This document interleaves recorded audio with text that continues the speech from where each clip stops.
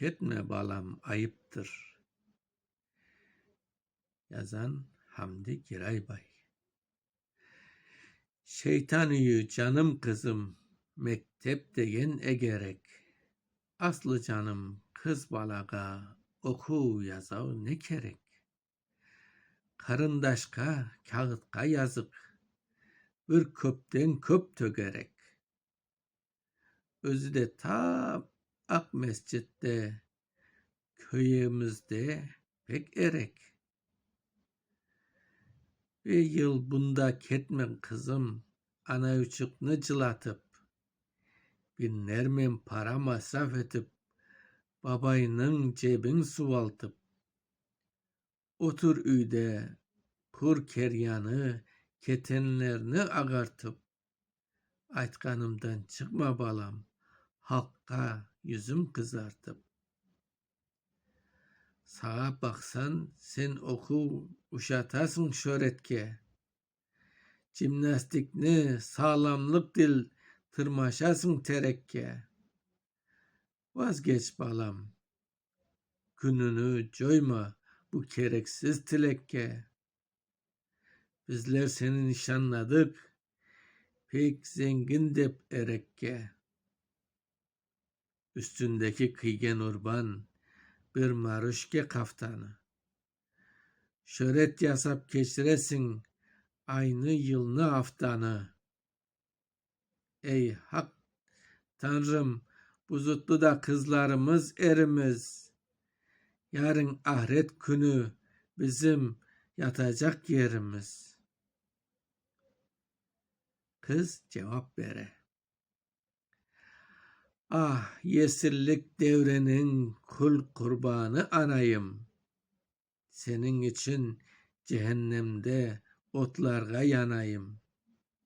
Yanlışasınız, aldanasınız, kucur laflar aytasınız. Zamaneni anlamaysınız, 100 yıl artka kaytasız. Bezdiresiz bizler beni şu nişanlav sözünden.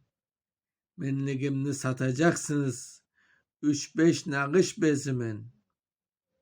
Hiçbiriniz karamaysınız maga, süygü közümen. Ketme balam dep aytasınız, aslı kimin yüzünden? Men ketermen ayt babama, bötügüm yok o alsın. Bunday eski bilgilerini ceyip cebine salsın. Zamaneni balam, men de anlamalı, bilmeli.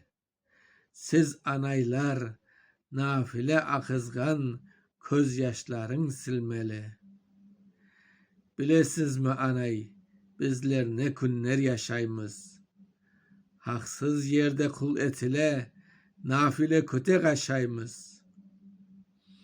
Curtumuzun ötmeginen el ecnebi tok bola.